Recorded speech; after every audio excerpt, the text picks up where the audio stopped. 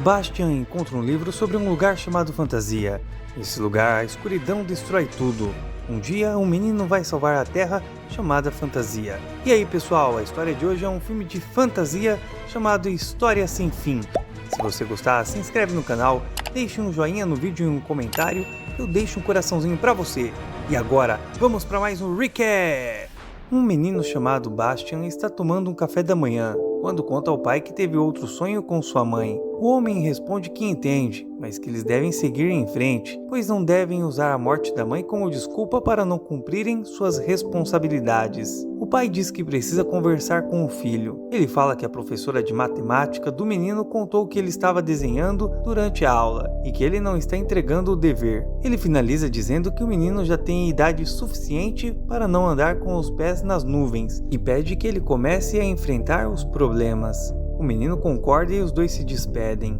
No caminho, Bastian se depara com os meninos de sua escola que exigem dinheiro e, ao não conseguirem o que querem, o colocam dentro de uma lixeira. O menino sai da lata de lixo, mas novamente é perseguido pelos garotos. E para escapar, Bastian acaba entrando em uma livraria. O dono do lugar diz que o menino deve sair. Ele fala que o fliperama fica no fim da rua e que naquela loja só vendem livros e a leitura deve exigir um grande esforço do menino, e por isso ele deve ir embora. Bastian responde que tem livros em casa e começa a listar todos os nomes dos livros que já leu. O homem pergunta de quem o menino está fugindo. Ele responde que está fugindo de uns garotos da escola. O livreiro se apresenta e se chama Sr. Coriander. Pergunta por que Bastian não bateu neles. O menino diz que não sabe responder. Após dizer isso, o garoto percebe que o homem está lendo um livro e pergunta sobre o que ele trata. O homem responde que é um livro muito especial. Ele conta que aquele livro difere dos outros, porque os outros livros são seguros. E ainda fala que nos livros comuns o menino pode ser quem ele quiser, sem precisar temer as consequências de não se livrar das situações problemáticas. O telefone toca e o livreiro sai para atender. Então Bastian, se aproveitando da distração, pega o livro que possui um símbolo estranho na capa e sai da loja, deixando um bilhete para o Sr. Coriander. No bilhete está escrito para o homem não se preocupar, pois ele devolverá o livro. O menino chega atrasado na aula de matemática. Ao olhar pela pequena abertura na porta, percebe que é dia de prova, por isso decide matar a aula para ir até o sótão da escola. Lá ele começa a leitura do livro. O livro conta a história de criaturas mágicas em um bosque. No livro, alguns seres estão reunidos quando um comedor de pedras, uma criatura gigante, aparece e pede para se reunir com eles. O comedor de pedras deixa os outros um pouco assustados. O gigante, não percebendo o medo dos demais, começa a contar sua história. Ele diz que veio do norte e que todas as pedras de lá acabaram, mas que não teve envolvimento com isso. Conta que perto de sua casa havia um lindo lago, mas ele sumiu. O comedor de pedras diz que no local não existe mais nada, nem um lago seco. E por fim revela que depois do lago foram as pedras que sumiram. O elfo e o duende revelam que as coisas semelhantes aconteceram de onde vieram. O comedor de pedra se surpreende que aquilo não está acontecendo apenas em sua parte da fantasia. O duende conclui que isso deve estar acontecendo em toda a fantasia e que todos estão em perigo. O comedor de pedras diz que o seu povo o mandou para buscar a ajuda da imperatriz da Torre de Mármore. Os outros diz que os incumbiram da mesma missão. Com isso, os três decidem ir até a torre na mesma hora. O elfo monta em seu caracol de corrida e o duende sobe em seu morcego. Quando começam a viagem, uma tempestade atinge o lugar. O comedor de pedras afirma que o nada chegou. Mais tarde, o trio chega na Torre de Mármore. Os três e outras criaturas são recebidas pelo Chiron. O homem revela que sabe o motivo deles irem até lá. O nada está destruindo o mundo de fantasia e que vieram implorar a ajuda da imperatriz. Ele conta que, infelizmente, a imperatriz está muito doente e que existe uma ligação misteriosa da sua doença com o nada. Ele diz que ela está morrendo e, por isso, não pode salvá-los. Porém, há um guerreiro entre o povo das planícies que caça o búfalo roxo e que só ele pode lutar contra o nada. Revela que o nome do guerreiro é Atreyu. É revelado que a imperatriz já tinha mandado chamar o guerreiro. Quando ele chega na Torre de Mármore, trouxe consigo toda a esperança de fantasia. Quando o guerreiro aparece, percebem que se trata de apenas um menino. Chiron diz precisarem de um guerreiro e não de uma criança. O menino diz que se não o quiserem, vai voltar para as planícies.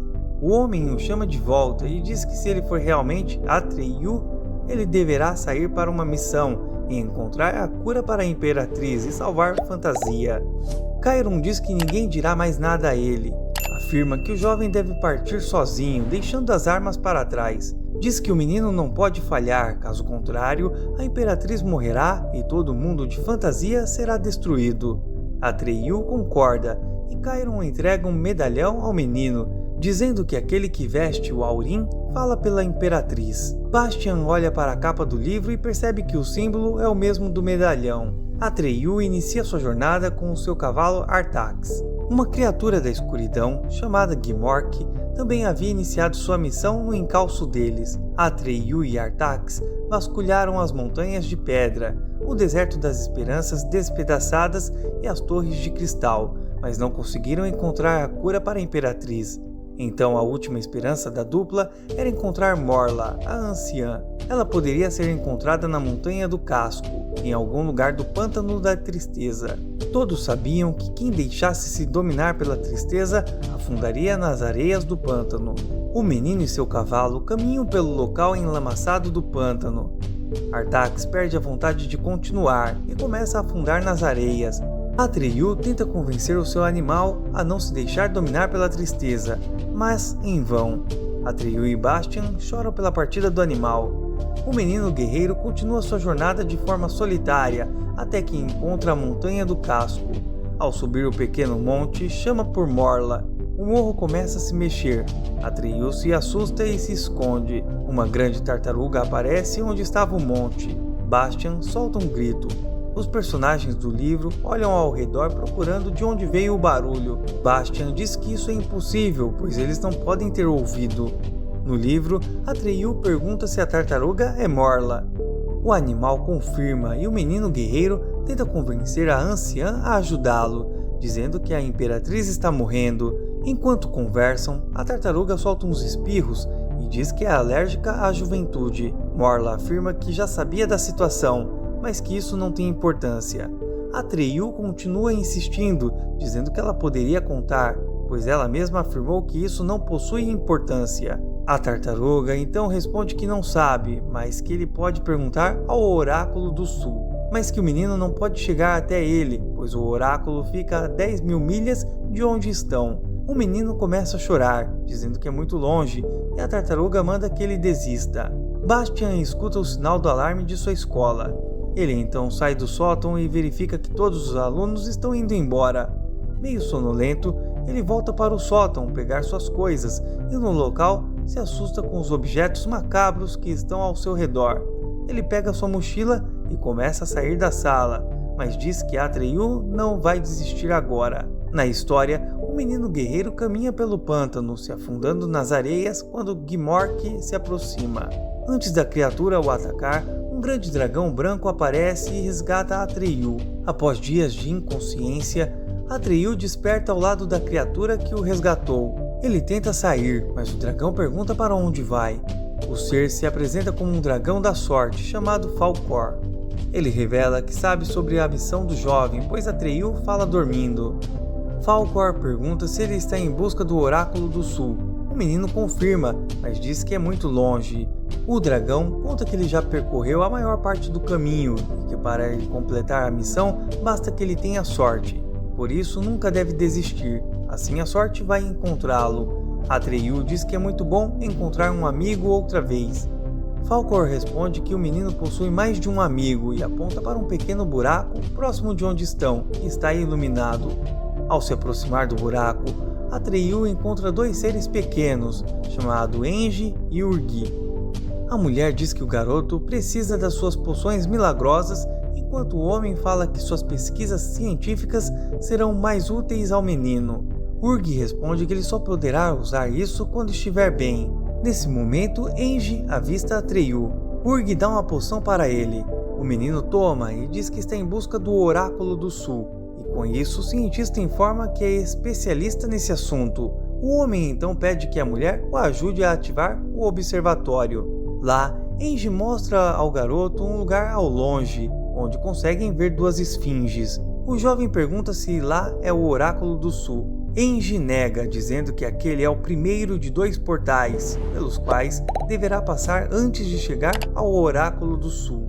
E assim poderá pegar a última informação necessária para seu livro, mas conta que a maioria das pessoas não chega tão longe. Ele conta que os olhos da esfinge permanecem fechados, até que alguém que não sabe do próprio valor tente passar. Neste momento, um homem tenta passar. As esfinges abrem um pouco dos seus olhos e atingem um homem com uma espécie de laser. O velho conta que as esfinges podem olhar no coração de alguém. Atreyu decide que vai tentar, mesmo com Engie o alertando que o segundo portal é ainda pior. O menino guerreiro se aproxima das esfinges. O velho grita para ele ter confiança e acreditar em si mesmo. As esfinges começam a abrir os olhos e Atreyu corre. Ele consegue atravessar o portal sem ser atingido pelos lasers. O velho comemora e conta para Urgi e o dragão, mas diz que o segundo portal será ainda pior. Ele conta que o próximo é o portal do Espelho Mágico, onde Atreyu terá que encarar seu verdadeiro eu. No meio de um nevoeiro, Atreyu encontra um espelho coberto por gelo. Ao olhar o reflexo, Bastian vê a sua própria imagem. Assustado, Bastian joga o livro longe, dizendo que isso já está indo longe demais. Ele questiona se as pessoas sabem sobre ele em fantasia, então volta a pegar o livro. Atreyu toca no espelho e percebe que é um portal, e por isso passa por ele. Do outro lado, ele encontra outras esfinges. Ao se aproximar, uma voz diz para ele não ter medo, pois estão esperando-o há muito tempo e que não o farão mal. Ao serem questionados, a voz confirma que são o Oráculo do Sul. O oráculo afirma que para salvar Fantasia, a Imperatriz precisa de um novo nome, mas que ninguém em Fantasia pode fazer isso. Apenas uma criança humana. As estátuas começam a desabar, mas antes de ruir, contam que Atreyu poderá encontrar uma criança humana além das fronteiras de Fantasia, e que se ele quiser salvar aquele mundo, precisa se apressar. Atreyu vai até Falkor, e os dois começam a procurar onde ficam as fronteiras de Fantasia. Bastian diz que eles podiam ter lhe perguntado e que sua mãe tinha um nome maravilhoso. O garoto fecha a janela do sótão, pois uma tempestade está se formando. No livro, Falkor e Atreyu chegam no Mar das Possibilidades, onde não poderiam prosseguir. Eles encontram o nada. Eles passam por uma tempestade e Atreyu acaba perdendo o equilíbrio, caindo de Falkor. Atreyu acorda em uma praia de uma ilha, sem o seu Aurim, e não encontra mais com Falkor. Enquanto isso, o dragão também procura pelo menino. Na sua busca na ilha, o menino encontra um grande comedor de pedra. O gigante olha para suas mãos e diz que elas parecem fortes, mas que não conseguiu segurar seus amigos. Revela que o homenzinho com o caracol de corrida, o elfo da noite e o morcego foram arrancados de suas mãos pelo nada. Por fim, diz que falhou. Atreyu revela que ele que falhou, pois foi o escolhido para deter o nada, mas perdeu o Aurim e não consegue encontrar seu dragão da sorte. Assim não conseguirá cruzar a fronteira de Fantasia. O comedor de pedras conta que o nada chegará em breve, por isso ficará ali sentado esperando que seja levado também. Atreyu volta a caminhar. Lá ele encontra uma ruína e nas paredes ele vê imagens de sua jornada. Na última imagem, ele vê uma criatura terrível. Ao olhar ao redor, ele encontra Gmork escondido. O ser, que se parece com um lobo, diz que cortará o menino em pedaços. Atreyu responde que não morrerá tão facilmente, pois é um guerreiro. Gmork responde que já que ele é tão corajoso, deveria lutar contra o nada. Mas o menino responde que não consegue encontrar as fronteiras de Fantasia. O lobo responde que as fantasias não possuem fronteiras. Gmork conta que é o mundo da fantasia humana e que tudo nele são peças de sonhos das esperanças do ser humano. E por isso não tem fronteiras e que fantasia está morrendo porque os seres humanos começaram a perder as esperanças, esquecendo dos seus sonhos. O menino pergunta o que é o nada. O lobo responde que é o vazio, a destruição absoluta daquele mundo. Gmork conta que tem tentado ajudar, porque as pessoas sem esperanças são fáceis de se controlar. Disse que quem tem o controle tem o poder. Um raio atinge as ruínas e algumas pedras caem. Atreyu vê os olhos de Gmork arregalado e pergunta quem é ele de verdade. O lobo responde que é um servo da força por trás do nada, que foi enviado para matar aquele que poderia deter o nada, mas o perdeu nos pântanos da tristeza e que seu nome é Atreyu. O menino diz que prefere morrer lutando e que é ele quem o monstro procura. O jovem pega uma pequena pedra afiada no chão e os dois iniciam uma batalha. Atreyu consegue derrotar Gmork. Enquanto isso, Falkor encontra o medalhão no meio do oceano. O menino sai das ruínas e caminha pela ilha. Um tornado começa a se formar e atinge Atreyu, que grita por seu dragão. Falkor o encontra. Bastian lê que aquele foi o fim de Fantasia e que apenas fragmentos do mundo foram deixados pelo nada. O dragão e o menino viajam pelos fragmentos procurando algo, mas tudo se foi. Atreyu pergunta se a torre de mármore ainda está de pé. Falkor responde que espera que sim. Ao ouvir isso, o menino pede que o Aurim os guie até lá. O medalhão se ilumina e os guia até a torre de mármore. Chegando lá, Atreyu entra na torre e se encontra com uma imperatriz criança. Ela pergunta o motivo dele estar tão triste. Ele conta que falhou, mas a garota nega. Ela revela que Atreyu trouxe consigo a criança da terra, aquela que pode salvar a todos. Ao ser questionada, ela confirma saber de tudo. Com a resposta, Atreyu se desespera, dizendo que quase se afogou e que perdeu seu cavalo apenas para descobrir que a imperatriz já sabia de tudo. A menina responde que essa era a única forma de entrar em contato com o terráqueo. Atreyu diz que não entrou em contato com a criança humana. A imperatriz diz que o terráqueo sofreu com ele e passou por tudo que o guerreiro passou. E por fim, diz que ele foi até ali com Atreyu e que inclusive está bem perto ouvindo isso. A torre de mármore começa a ser atingida e Atreyu questiona o motivo do terráqueo não chegar logo, já que ele está tão perto. A imperatriz diz que ele ainda não sabe que já é parte da história sem fim. E ao ser questionada, a jovem responde que enquanto ele vive as aventuras de Atreyu, outros vivem a sua. Diz estarem com ele quando se escondeu dos garotos na livraria.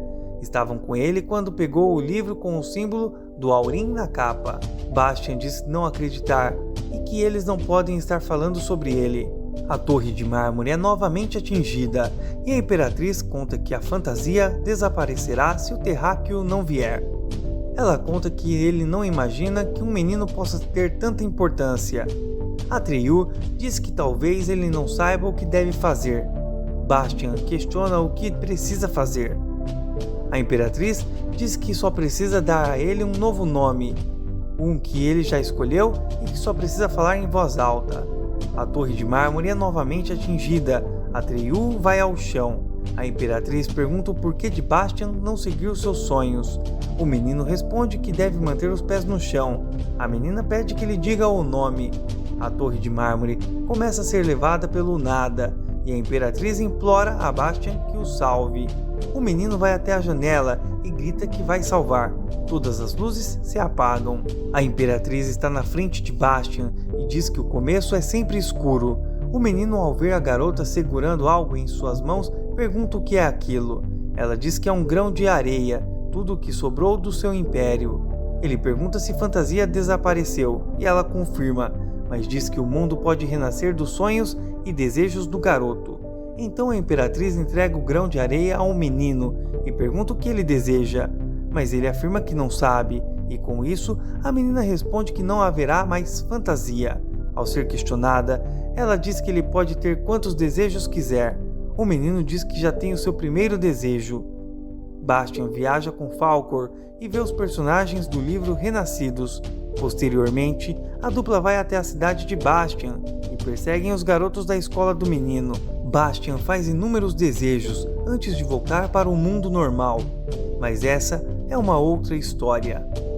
Muito obrigado a você que chegou até aqui, esperamos que tenha gostado dessa história. Se gostou, não deixe de acompanhar a próxima que selecionamos para você. Te vejo no próximo recap!